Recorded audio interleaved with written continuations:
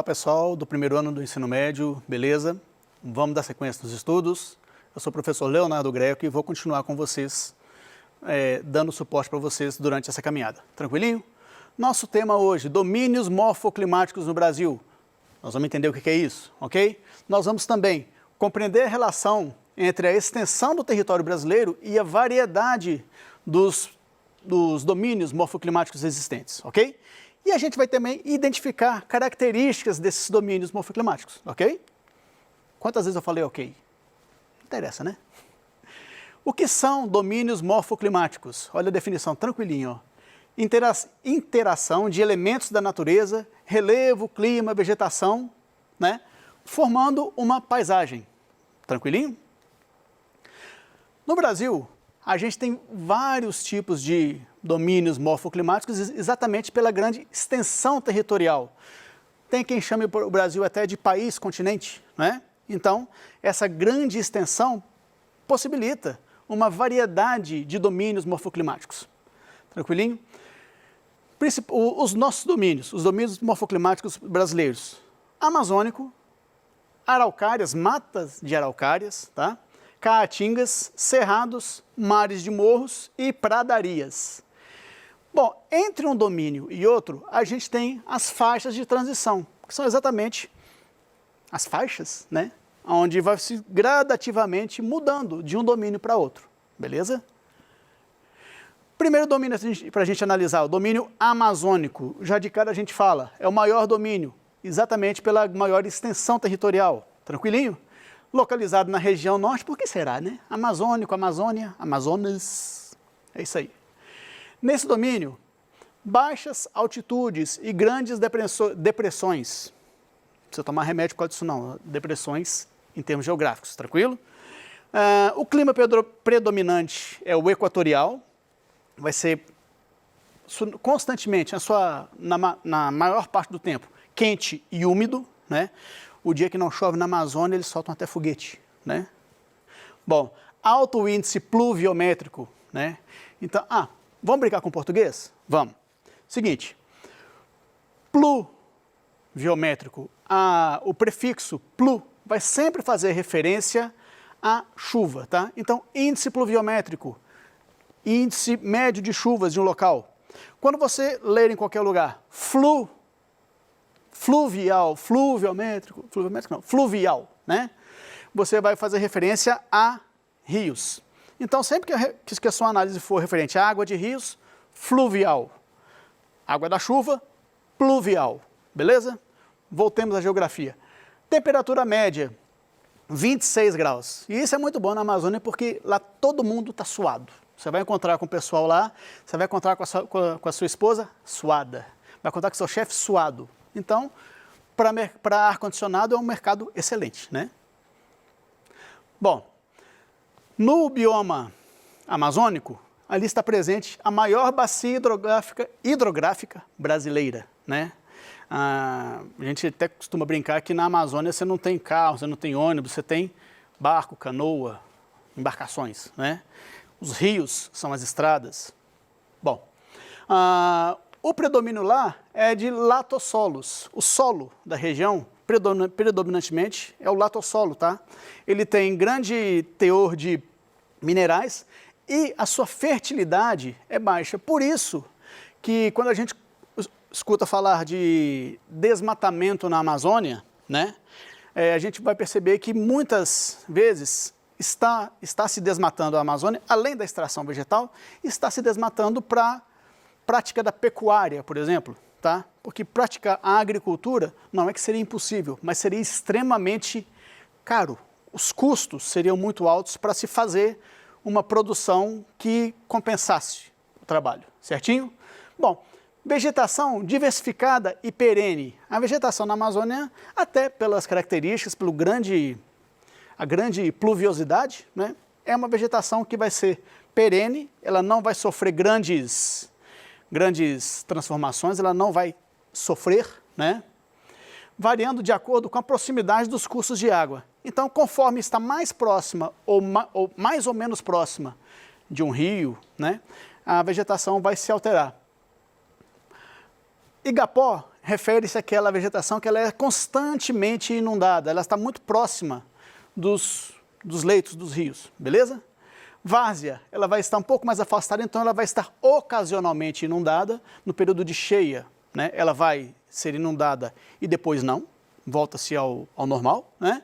E terra firme, que são as áreas mais afastadas do leito dos rios e que não vai sofrer em nenhum momento processo de inundação, ok?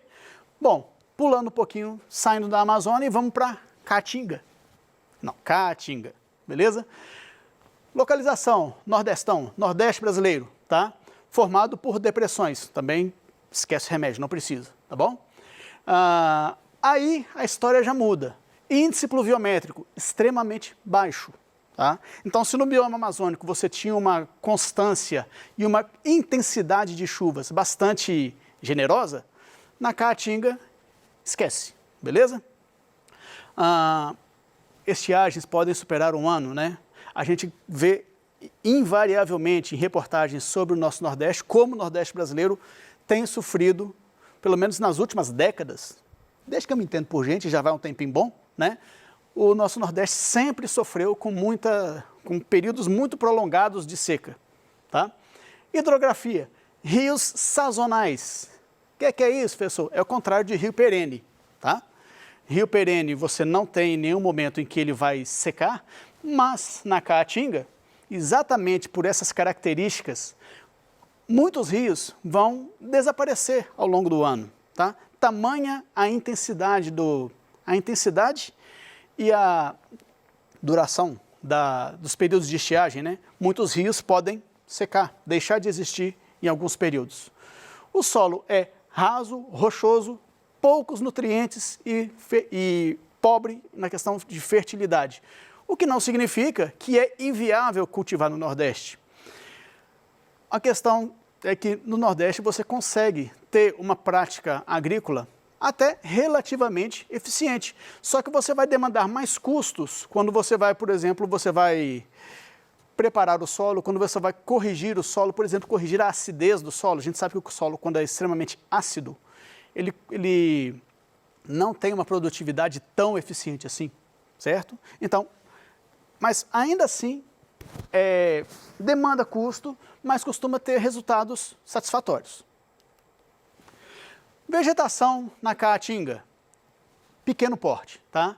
A gente vai ter 3 tipos mais predominantes, que são a vegetação arbórea, vegetação de, no máximo, 12 metros de altura, né?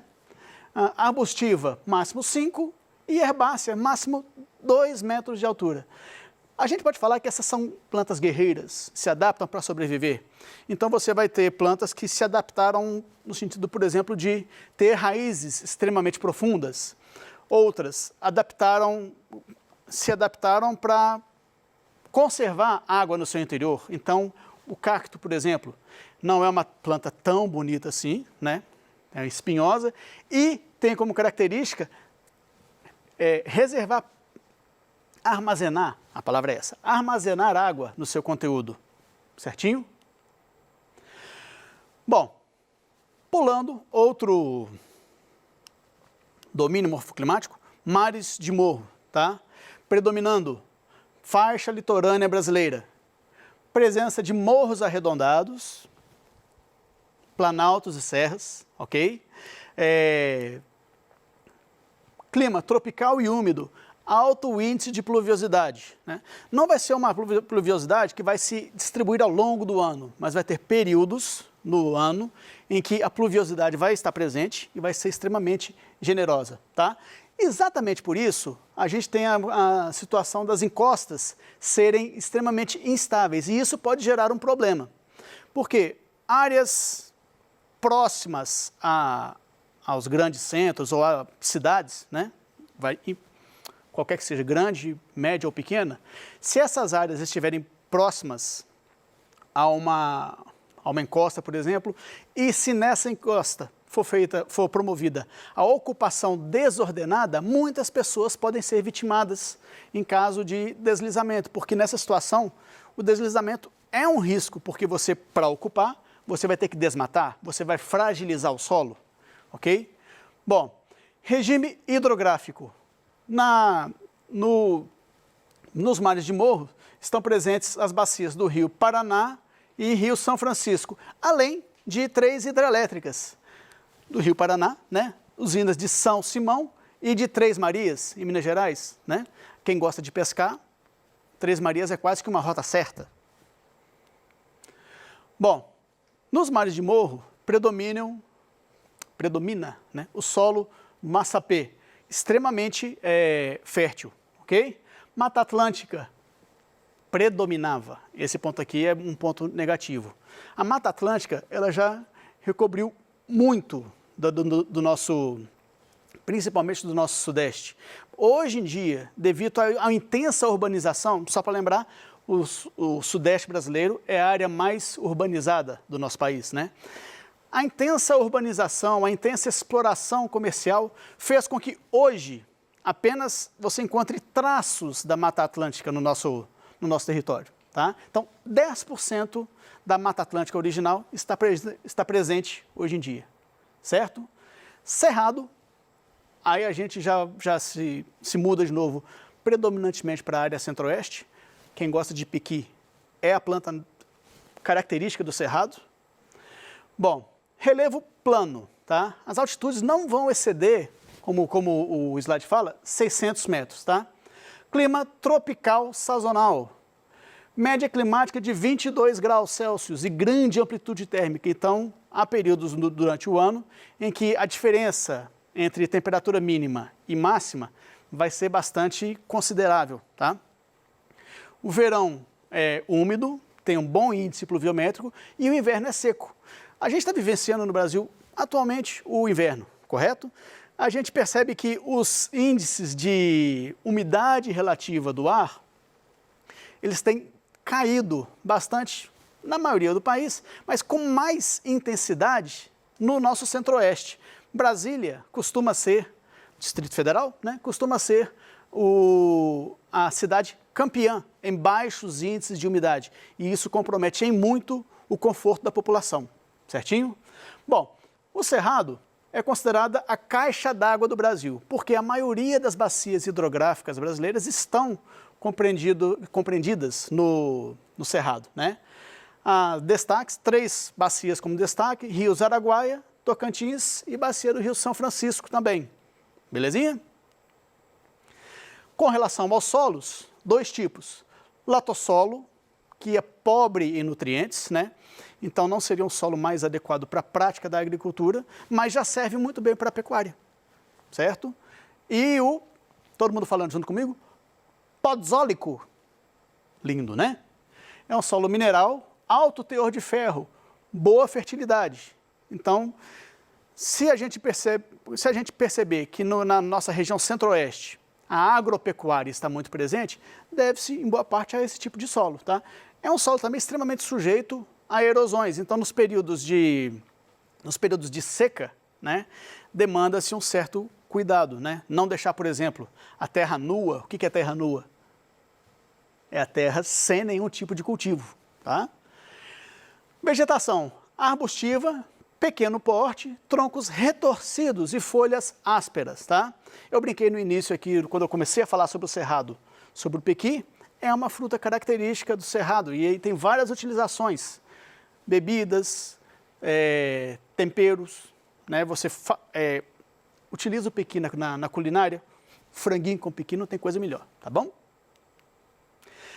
Mata de araucária, tá? Localizado no Planalto Meridional das regiões sul e sudeste do Brasil. Tranquilinho? É um relevo montanhoso com até 1.300 metros de altitude, clima subtropical, inverno rigoroso e verão quente, amplitude térmica também bastante considerável. Pluviosidade é regular, então o regime de chuvas é equilibrado, está bem distribuído ao longo do ano. Tranquilo? Grande potencial hidrelétrico. Chama a atenção aqui, usinas de Itaipu e Furnas. Detalhes sobre a usina de Itaipu. A gente sabe que a usina de Itaipu é uma usina binacional. O que é isso, pessoal?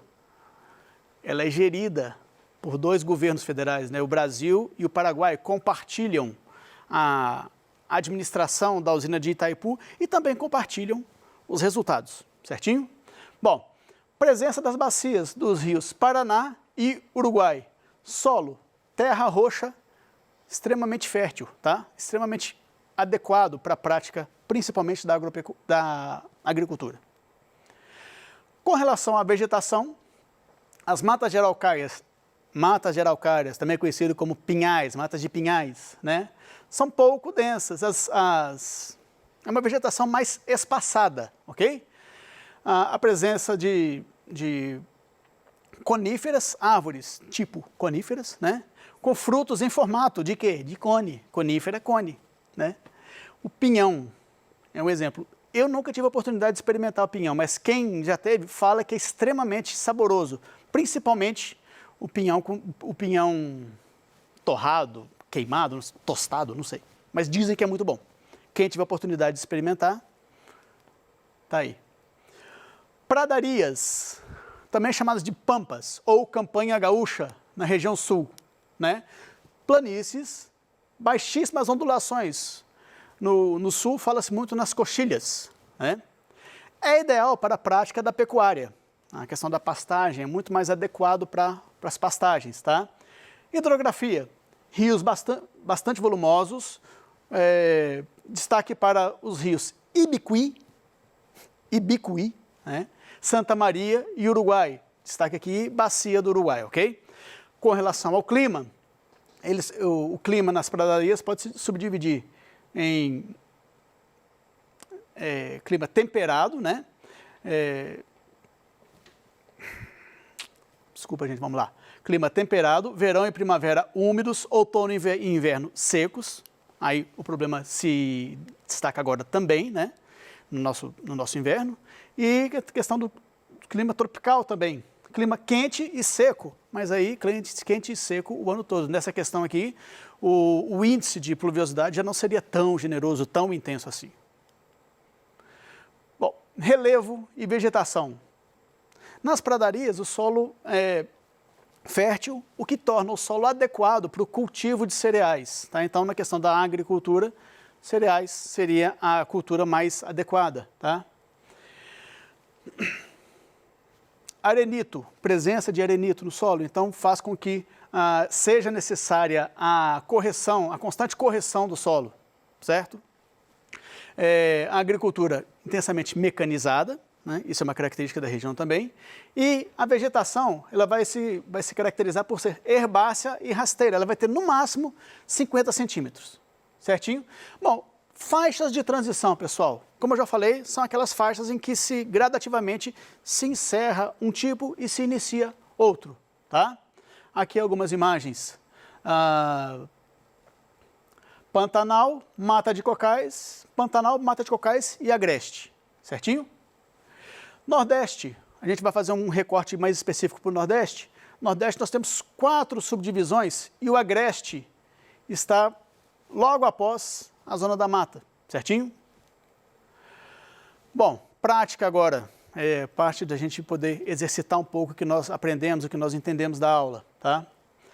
Considere as afirmações abaixo sobre os domínios morfoclimáticos compostos pelo geógrafo Aziz Absaber, os quais resultam da interação de clima, relevo e vegetação e constituem paisagens próprias. Mares de morros, onde predomina o relevo abaulado e a Mata Atlântica. Vamos lá, esse está certinho, tá? Pradarias, predomina o clima subtropical, relevo de coxilhas e vegetação herbácea nos campos. E o 3, Caatinga, predominante no interior do Nordeste brasileiro, caracterizado por depressões interplanáuticas semiáridas. Depressões entre os planaltos, tá? Semiáridas. Quais estão corretas? Resposta aqui, a letra E, a última opção. As três alternativas estão corretas, certinho? Bom, a gente analisando a aula de hoje, nós vamos perceber que nós conseguimos entender que a grande extensão do Brasil comporta 6 domínios morfoclimáticos, país muito extenso, vários domínios, tá? Essa diversidade faz com que o Brasil seja um país também rico em recursos naturais, o que possibilita várias alternativas para a exploração econômica. Certinho? Pessoal, muito obrigado pela oportunidade. Espero estar novamente com vocês em outras aulas para a gente seguir os nossos estudos. Valeu!